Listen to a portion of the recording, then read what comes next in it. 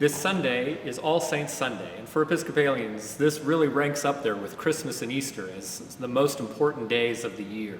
It's a day that we can remember not just those who have gone before us, but those that are all around us, the cloud of witnesses, those folks who have been important in our lives, Sunday school teachers, coaches, parents, aunts, uncles, whoever it is in our lives that have shown us God's love and pointed us down our own spiritual journey. And it's a wonderful celebration. All Saints' Day is such a full and rich and happy occasion every year. Like every All Saints Sunday, we will start off, of course, with the great hymn, For All the Saints.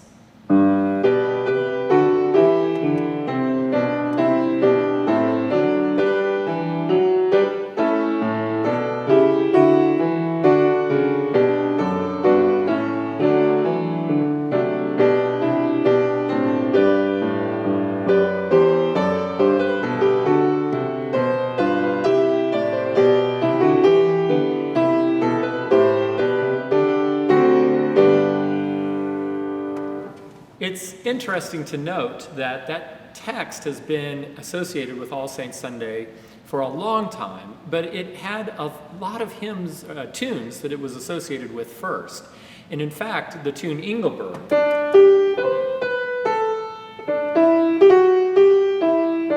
was written for that text, but it never really caught on. And it wasn't until Ralph Vaughan Williams composed his majestic tune that that text finally found the ideal partner. Ralph Vaughan Williams called his tune Sine Nomine, which is Latin for without a name.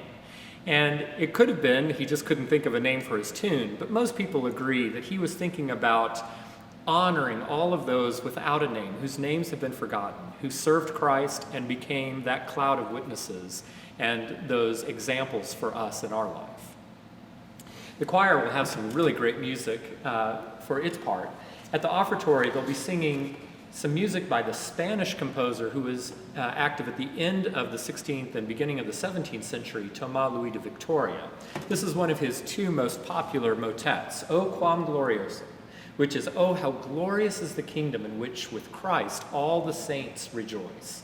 And it starts off with these chords that sort of emerge out of the ether into this brilliant, shining presence of heaven.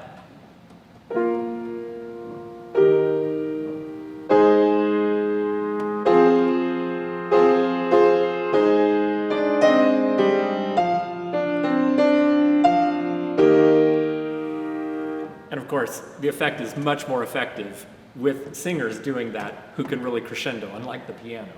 Beautiful, beautiful Renaissance motet. And then at communion, the choir will sing an arrangement by Alice Parker and Robert Shaw of the traditional early American tune, Saints Bound for Heaven. Our bondage it shall end by and by. And it's this idea of thinking about those in ancient Israel fleeing bondage from Egypt, but then also us looking towards our heavenly home. And that sort of double entendre, and of course, like a lot of things that were associated with the slave tradition, had that same kind of idea about hungering for heaven, both in an eternal home, but also freedom here on earth.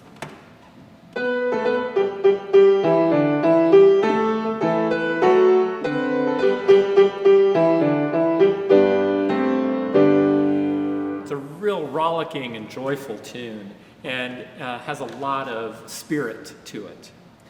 We will also, of course, as we do every year, have our video tribute not only to those whom we have lost in the past year, but to the baptisms, the births, the weddings, and all of our sacramental life together.